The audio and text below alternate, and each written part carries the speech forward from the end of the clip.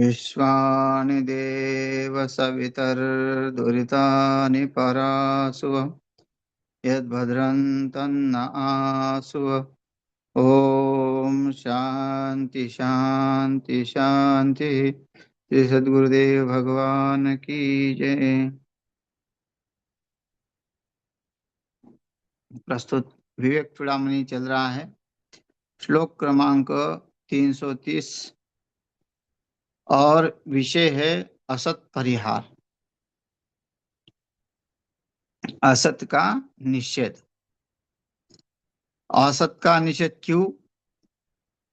क्योंकि जो सत्य मार्ग पे है उसके लिए असत निषेध ही कहा गया है।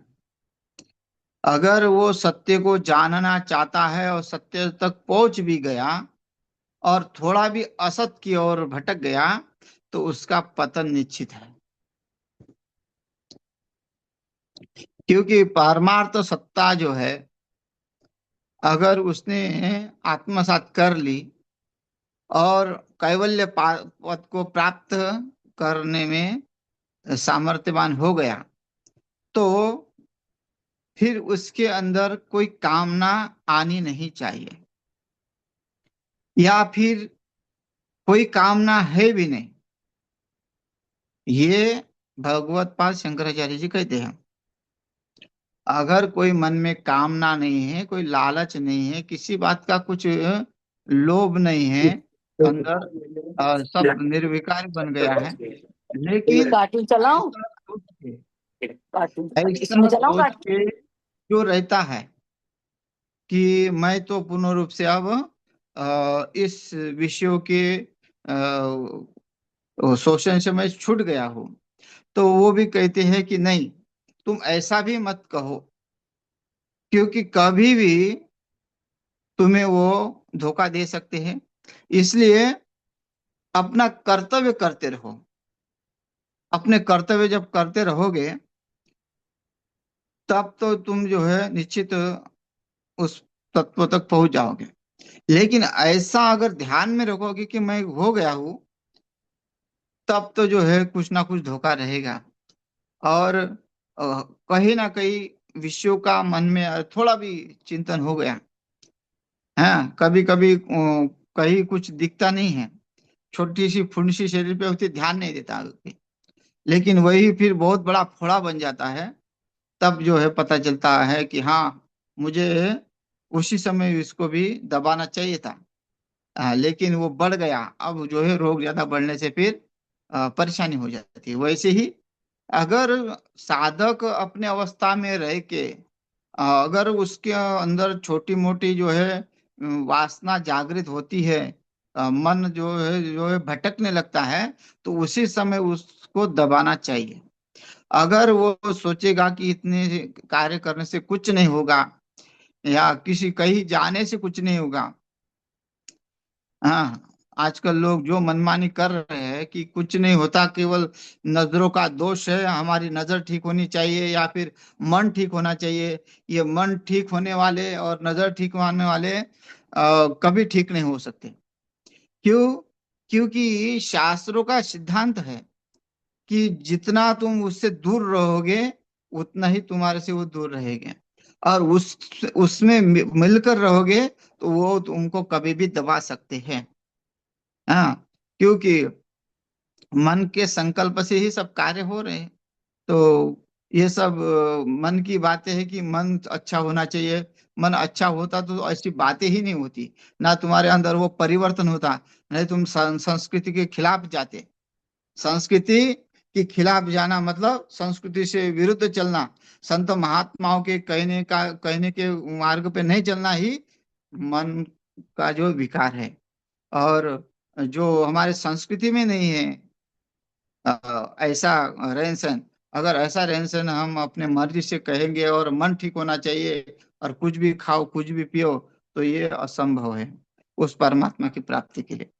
तो इसे आ, यहाँ उस असत का परिहार किया कि थोड़ा भी तुम्हारे अंदर असत आ गया है तो तुम जो है अपने पद पे अ, अलग हो सकते हो, अपने पद से अलग हो सकते हो। तो कहते हैं जीवो तो यस्य कैवल्यम विदेहे स च केवलः यत्किंचित पश्यतो भेदम ब्रूते ये जो श्रुति। अब वहाँ जीवन मुक्त जो होता है, वो जीवन मुक्त की अवस्था, उसके लिए कोई संसार अब जो है ये नहीं है, सत्य नहीं है, वो संसार असत है। देखिए, असत्य में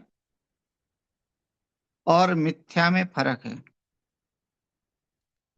मिथ्या वो है, मिथ्या का भाव समझ में आ गया तो समझो कि हम परोक्ष ज्ञान में हैं। और जब असत का भाव समझ में आ गया तो हम अपरोक्ष ज्ञान में हैं। ये दो चीजें समझनी जरूरी है, क्योंकि मिथ्या और असत में फर्क ये है, मिथ्या दिखता है लेकिन सत्य नहीं है, और असत जो है बिल्कुल है ही नहीं, है ना। जैसे खरगोश के सिंग असत है, खरगोश को सिंग होते ही नहीं है। खग पुष्प, आकाश को पुष्प है लगा हुआ, वो असत है। वंध्या पुत्र असत है ना। लेकिन मिथ्या है ना, मृगजल है। मृगजल कैसा है? असत नहीं है, मिथ्या है। मृगजल जैसे रज्जु सर्प मिथ्या है, रज्जु में सर्प की भ्रांति होती है, तो क्या है वो? मिथ्या है ही नहीं, लेकिन दिखता है लेकिन है नहीं। वैसे ही यहाँ क्यों कहा असत? क्योंकि जो ब्रह्म ज्ञानी होता है, जिसने उस परमात्मा कैवल्य पद को प्राप्त किया होता है, उसके लिए अब है ही नहीं, वो दिखेगा क्या? वो भ्रम तो मिट ही गया उसका। भ्रम क्या था? जीव, ब्रह्म और माया, वो बीच में माया है। और जो है अपने अपने आप को जो मान रहा है जगत, मतलब जो कार्य हो रहे हो माया के उपदेश से हो रहे, वो मान रहा है। लेकिन जो आत्मा स्वरूप हो गया, आत्मा से अब भिन्न उसको कोई दिख ही नहीं रहा है, तो उसको कहते विदेही। देह में रहते हुए भी उस देह को जो है अपना नहीं मानना।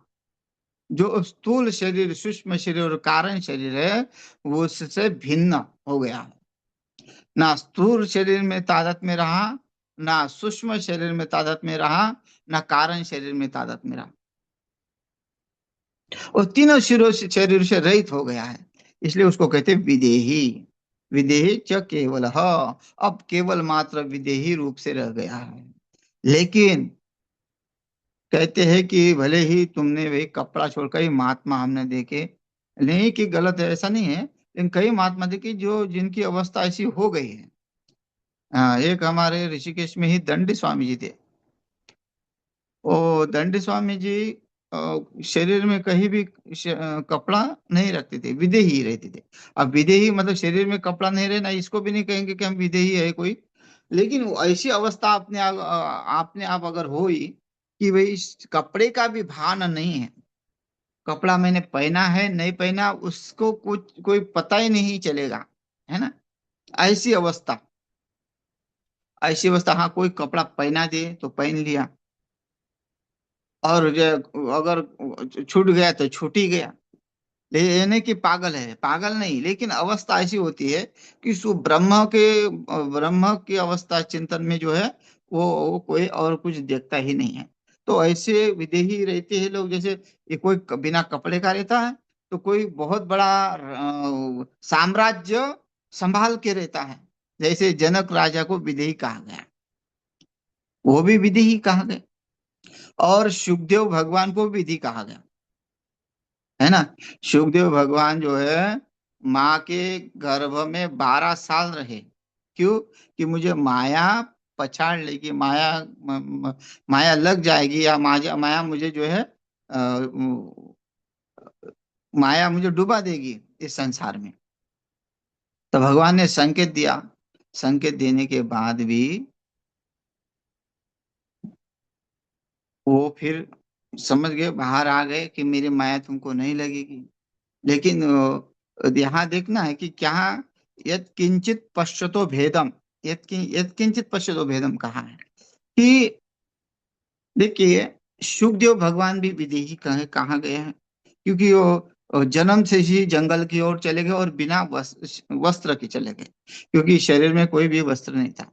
उनके पिताजी ने कहा, पुत्र पुत्रम यम प्रव्रजन्तम अनुपेतम अपेत कृत्यम द्वैपायनो विरह कातुर आजुआहो पुत्रेति तन्मयतया तरवो भेदिनेदु सम सर्वभूत हृदय मुनिमानतोस्मि, है ना। पुत्रेति तन्मयतया तरोभिनेदु तम सर्वभूतम हृदय मुनिमानतोस्मि। ऐसी अवस्था सुखदेव भगवान की है कि सबके हृदय में विराजमान जो है वही उनको स्वरूप दिख रहा है, वो एक ही भाव। लेकिन प्रश्न ये होता है कि राजा जनक भी अपना राज्य संभालते हुए विधि कहे गए और सुखदेव भगवान जी भी विधि कहे गए। लेकिन दोनों में ये फर्क है कि सुखदेव भगवान अपने स्वरूप में स्थित होते भी थोड़ा किंचित उनके अंदर भेद है, क्योंकि दृष्टांत से मालूम पड़ता है। एक बार जो है कि व्यास जी ने सुखदेव जी को जनक राजा जी के पास भेजा, क्योंकि उनकी वो विदेही अवस्था कैसी होती है, और वो विदेही किस अवस्था में रहता है, उसकी अवस्था कैसी होती है। सुखदेव जी तो ज्ञान तो है, कोई कमी नहीं है। ये सब भगवान जो है हमें समझाने के लिए ऐसे कार्य करते हैं। ये नहीं कि हम सुखदेव जी भगवान को भी कम समझा, नहीं। उनकी अवस्था बाल्यावस्था से ही विरक्त रही है। फिर भी ये वो ज्ञान की शिक्षा पाने के लिए, क्योंकि इस मृत्यु लोक में आने के बाद जब यहाँ भगवान श्री कृष्ण हुए, भगवान राम श्री राम जी हुए, जितने भी देवता हुए, उन्होंने सब में गुरु शिक्षा ली, गुरुकुल में जाके पठन पाठन किया, है ना। गुरुकुल में जाके अध्ययन किया। तो सुखदेव जी भगवान भी गुरुकुल में गुरु के पास जाके कुछ ना कुछ शिक्षा ले, ऐसी व्यास जी की मनोकामना थी। और उन्होंने व्यास जी ने सुखदेव जी को जनक जी के पास भेजा, और जनक जी अपने सभा में हैं, और सुखदेव जी बाहर जो है उनका जो है बाहर प्रतीक्षा कर रहे हैं कि हमें जनक जी के दर्शन करने हैं, उनको प्रश्न पूछने हैं। लेकिन उन्होंने देखा कि मैं तो परम विरक्त हूँ। कई कई महात्मा को आ, कुछ होता ही है कि मैं ज्ञानी भी हूँ और मैं महात्मा हूँ। वैसे दोनों पक्ष में शिष्टाचार होता है कि सामने वाले में भी ऊंचाई पे नहीं बैठना चाहिए। अगर गृहस्थ में है, किसी अलग महात्मा से किसी भी अवस्था में है, लेकिन फिर वो अपने अवस्था में है ना। तो और वो कैसा भी हो, लेकिन हमने भी सामने वाले को एकदम ऐसे ही नहीं समझना चाहिए कि भाई ग्रस्त ही है, हमसे एकदम कम ही है, ऐसा भी महात्मा ने नहीं समझना चाहिए। वैसे सुखदेव जी महाराज ने जैसे देखा कि राजपाट ठाट बहुत बढ़िया है, तो इनके पास कैसे हम ज्ञान लेंगे, हम तो विरक्त है, हमारा स्वभाव विरक्त है, और हमें तो किसी पास की कोई मोह माया, किसी बात का मोह माया भी नहीं है, और ये तो सब राज्य में मोह माया में फंसे हुए हैं, तो इनसे ज्ञान कैसे प्राप्त हुआ। लेकिन पिताजी ने भेजा है तो दर्शन करके जरूर जाएंगे। और जनक जी सभा में हैं, और सुखदेव जी के पास जो है एक पोटली बंधी हुई है, ऐसा दृष्टांत तो सुनने को मिलता है। तो अचानक उस महल में आग लग गई, और सिपाही दौड़ते दौड़ते आया कि महाराज हमारे राज्य में आग लग गई है। तो जनक जी ने कहा कोई बात नहीं। फिर दूसरा आया कि हमारे दरबार तक आग पहुंच गई। तीसरा आया कि हमारे आपके महल तक आग पूरा प्रकोष्ठ, आपके जहां रहने का वहां से वहां तक आग पहुंची। तो फिर भी वहां से जनक राजा उठे नहीं। सिपाही को कहा ठीक है कोई बात नहीं। जनक राजा की जो वहां सभा में आग लगे, सब लोग भाग दौड़ करने लगे, जनक राजा राजा जैसे कि वैसे बैठे थे अपने स्वरूप में। और सुखदेव जी जो है अपनी पोटरी बचाने लगे, जहां कोई रखी थी पोटरी वो बचाने लगे। तो जनक जी ने कहा कि किसको बचा रहे हो और किस से बचा रहे हो। ये दोनों ही शब्द जो है जब सुने तो उनको ध्यान में आया कि साधारण नहीं है। तो उन्होंने उनकी शरणागति ली और जो ज्ञान प्राप्त करना था वो कर लिया। कहने का दृष्टांत ये है कि थोड़ा भी ब्रह्म ज्ञानी यत्किंचित पश्यतो भेदम, थोड़ा भी किसी में भेद दिखता है कि मैं परम विरक्त हूँ और ये ग्रस्त गद्दी पे है, ग्रस्त है, राजा है, ये कैसा हो सकता है ना। अगर कोई हम भेद देखते हैं तो फिर श्रुति कहती है कि वो जो है भेद देखने वाला कभी भी पूर्ण नहीं होता है। यजुर्वेद में श्रुति में कहा गया है, तस्मिन युदरमंतरे कुरुते तस्य भयम भवति, फिर तो उसको भय है, उसके जीवन में जो है भय है, निश्चित है, कभी भी उसका पतन हो सकता है। इसलिए उसने सावधान रहना पड़ेगा उसको कि या कहते हैं जरा सा मतलब अरम अल्प उत, अरम का मतलब अल्प, उत मतलब हाँ, अरम, उदरम, अंतर मतलब भेद, थोड़ा भी भेद देखता है वो, तो उसमें किंचित भेद देखता है, तस्य भयम भवति, उसको भय होता है किसका, जन्म और मृत्यु का। इसलिए निरंतर उस ब्रह्म की उपासना करते हुए जब तक शरीर है और वो ज्ञान हो भी गया है, ज्ञान हो गया है, फिर भी थोड़ा भी अगर भेद होता है उसमें तो वो फिर उसको धोखा है, ऐसा कहा है। तो यद किंचित पश्यतो भेदम ब्रूते है यजु श्रुति, ऐसी श्रुति यजुर्वेद में कहते हैं कि आपको अभेद में ही रहना है। अगर आप थोड़ा सा भी द्वैत में आते हैं तो भय मतलब डर है कि कहीं हम जन्म मृत्यु के लिए कारण न बन जाए। तो देखिए, जहां कई बार जो है ना बांधने में बहुत समय लगता है, लेकिन थोड़ी भी गलती होगी तो बिल्डिंग ढह जाती है। तो इतना कुछ कोशिश करने के बाद भी वो असफल होता है ना। कहीं ना कहीं तो लापरवाही होती है तभी वो असफल होता है ना। 2-3 साल हो या 2023 में या ऐसा कुछ हुआ था, है ना, जो अ, अंतरिक्ष में यान छोड़ा था, तो वो भी कुछ विफल हो गया था बोलते हैं, भारत से जब छोड़ा था। तो कितनी मेहनत लगी लगी उसमें, कितना पैसा लगा, तो किस कारण विफल हुआ, कहीं ना कहीं वहां जो है लापरवाही हुई। तो वैसे ही जीवन है, जीवन कहाँ कितना तक आगे बढ़ेगा, मेहनत से, अपने पुण्य से। अगर हम थोड़ी भी लापरवाही करते हैं, जैसे पहले कहा था कि प्रमाद, पहला विषय क्या था, प्रमाद। अगर हमारे जीवन में थोड़ा भी प्रमाद है तो फिर जो है नुकसान हो सकता है। इसलिए जीव तो यस्य कैवल्यम विदेह सच केवल जो विदेही शरीरपात हो जाने पर सब सचमुच केवल केवल मात्र यत्किंच जरा सा भी पश्चात जो देखता है भेदम, भेद अंतर, तो उससे उसका उसको डर है कि कहीं उसका पतन न हो जाए। कहीं दृष्टांत दे सकते हैं। नामदेव महाराज भी अ, भगवान से, भगवान की प्राप्ति थी उनको, भगवान से बातें भी करते थे, लेकिन भेद था उनके जीवन में भी, है ना, कि वो मूर्ति के सिवा और दूसरा, मूर्ति में भगवान को मानते थे और कहीं मानते नहीं थे, और अपने को अलग मानते थे और भगवान को अलग मानते थे। उस मूर्ति को अलग मानते थे और स्वयं को अलग मानते थे। और फिर संतों के वचन सुने और संतों ने कहा कि ये निगूढ़ा है। निगूढ़ा मतलब गुरु नहीं किया हुआ है। और गुरु ने किया तो फिर उनको बुरा लगा, क्योंकि जिसके पास भेद होता है उसको बुरा लगता है।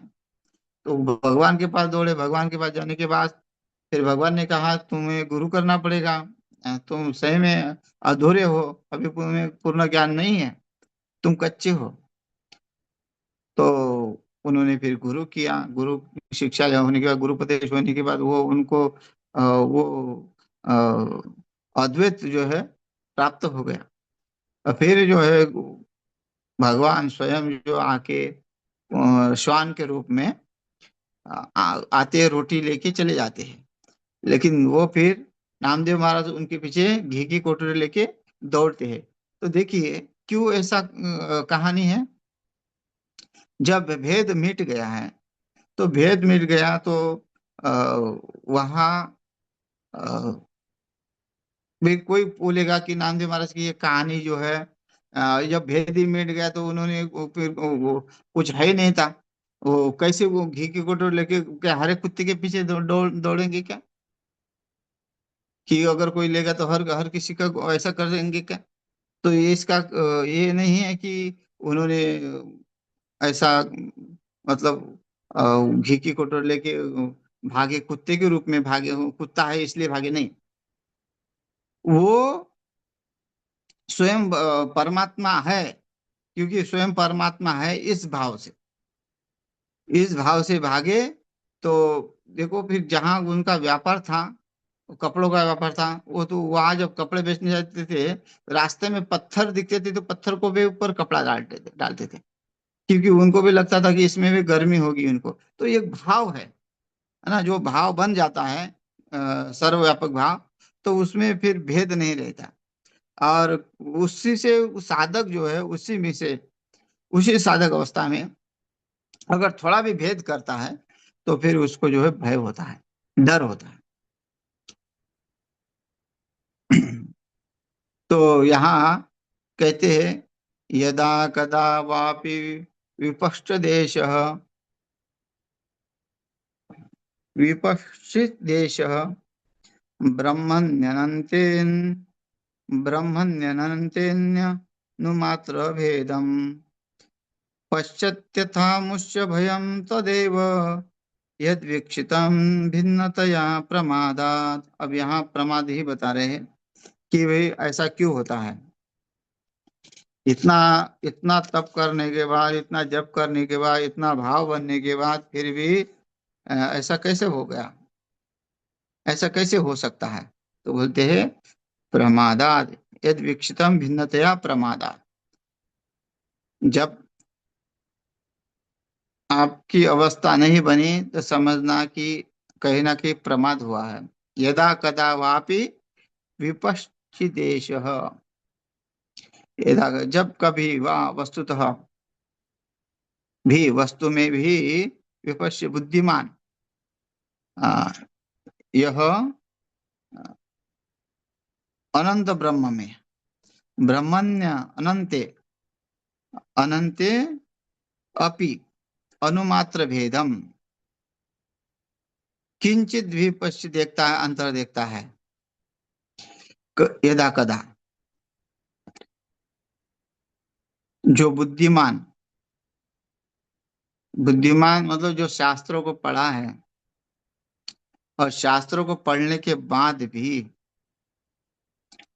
कि मैं सन्यासी हूँ, मैं गृहस्थ हूँ, मैं वानप्रस्थ हूँ, मैं ब्रह्मचारी हूँ, या मैं ब्राह्मण हूँ, मैं क्षत्रिय हूँ, मैं वैश्य हूँ, ये जो भाव अंदर भरा हुआ है और थोड़ी थोड़ी बात पे अपना और पराया रखता है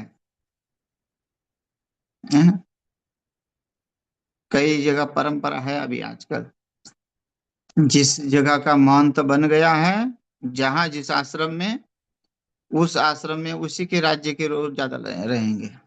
अच्छा, वो महात्मा के पास भेद नहीं होता वैसे भी देखा जाए तो, लेकिन कोई भी जो देखता है कि अरे हमारे यहाँ का महात्मा है, चलो वहां जाके रहेंगे, है ना? और कई कई लोग, फिर कई कई जगह भी ये भी होता है कि प्रांतीय है तो प्रांत अपना है तो रख लो, और दूसरा है तो मत रखो, क्योंकि विश्वास भी नहीं है। तो क्यों कह रहे हैं? क्योंकि भेद, इस अवस्था में आने के बाद भी अगर थोड़ा भी भेद रहता है, चाहे प्रांतवाद हो कि मेरे राज्य का है, मेरे जिले का है, मेरे मेरे गांव का पास का है, या ब्राह्मण है, ब्राह्मण है तो ब्राह्मण को नजदीक करेगा, क्षत्रियो को थोड़ा दूर करेगा। तो ये जो अवस्था बताई है, देखिए शास्त्रों को मान के चलने वाला ही अगर वो है तो ऐसा नहीं करेगा। और जो ऐसा भेद करता है तो समझना कि शास्त्र केवल अ, प्रवचन के लिए रखा हुआ है। अगर ये भेद उनमें दिखता है तो थोड़ा भी किसी प्रकार का भी भेद करते हैं, यदा कदा वापि विपश्य द्वेष, हाँ, यहाँ मतलब बुद्धिमान पुरुष कौन होता है? जो शास्त्रों को पढ़ता है, जिसने शास्त्रों को पढ़ा, अद्वैत को पढ़ा, और अद्वैत को पढ़ने के बाद भी उस अनंत ब्रह्म में अ, अंतर देख रहा है। भगवान क्या कहते हैं? एक को हम बहुश्याम, हाँ, मैं एक था, सब हो गया, बहुत हो गया। हाँ, मतलब हर जगह भगवान जो है, भगवान की सत्ता हर जगह है। हाँ, और एक ही रूप है ना, ब्राह्मणोस्य मुखमासित बाहु राजभ्याम कृता उरु तदवश्य हाँ, पदभ्याम शूद्रो हो जाए तो ये क्या है? एक ही स्वरूप में चार का जो है वर्णन किया है। भगवान क्या कहते हैं? मैं मुख हूँ, जो मुख जो है वो ब्राह्मण है, जो भुजा है वो क्षत्रिय है, और जो उदर है वो वैश्य है, और जो पाँव है वो शूद्र है।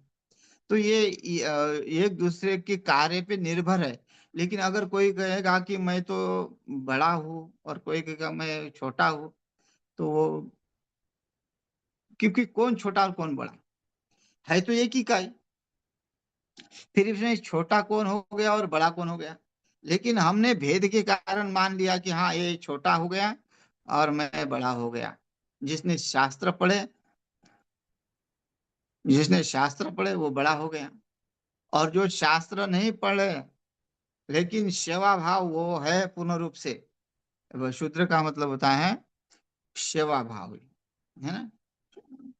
पदभ्याम शूद्रो अजायत, तो उसमें तो कोई ये नहीं किया। जो पाव का कार्य कौन सा है? आवागमन करना, चलना। एक जगह बैठेंगे ठप हो जाएगा तो क्या हो जाएगा? सब लोग जो है, सब एक एक जगह रहेंगे, बैठा हुआ रहेगा, तो पेट जो है काम नहीं करेगा, आग दौड़ेगी पेट में, और फिर वो अन्न नहीं मिलेगा तो भुजाएं निर्बल हो जाएगी। हाँ, भुजाएं निर्बल हो जाएगी तो बुद्धि भी नहीं चलेगी। तो है किसके ऊपर सब विचार किया जाए तो? और वो बुद्धिमान है, बुद्धि चलती है अच्छी सी, वो तो मतलब एक दूसरे के ऊपर निर्भर है सब। लेकिन हाँ, क्या माना, एक सत्ता मान ली किसी ने कि हाँ मैं बड़ा, बाकी सब छोटे। एक पद जो मिल गया, बहुत बड़ा पद मिल गया, तो वो भाई सबको जो है, भाई जिसने भी, वो देखते हैं किसने दंडवत हमको किया है, वो नहीं देखते, हमको दंडवत किसने नहीं किया है वो देखा जाता है ना। प्रणाम कौन कौन कर रहा है वो उसमें ध्यान नहीं है, प्रणाम हमको किसने ने ढंग से किया वो ध्यान में है, तो समझो गलत है। भाई शिक्षा दो, लेकिन उसके ऊपर दंड नहीं देना कि तुमने ये नहीं किया। और जो समझना नहीं चाहते, वो समझना नहीं चाहता शिष्टाचार, तो उसका प्रणाम किया नहीं किया कोई फायदा नहीं है। अगर एक बार उसको नहीं पता है तो दूसरी बार अगर वो पता करके करे तो अलग बात है। अगर नहीं करे, करना ही नहीं चाहता, तो उससे तुम्हारे प्रणाम से क्या फायदा? लेकिन उससे तुम्हारी मनस्थिति बिगड़ जाती है।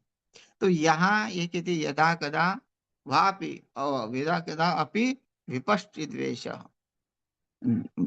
जो विद्वान है वो ब्राह्मण ब्रह्म में ब्राह्मणी अनंते, अनंत ब्रह्म में भी अनुमात्र भेदम, उसमें भी थोड़ा भेद करते हैं, थोड़ा सा भी भेद करता है। किंचित अंतरम पश्यति, देखता है तो अमुष्य उसको भयम, भय तदेव वह स्वयं, यत वह जो अ, विक्षितम देखा गया था, मतलब वो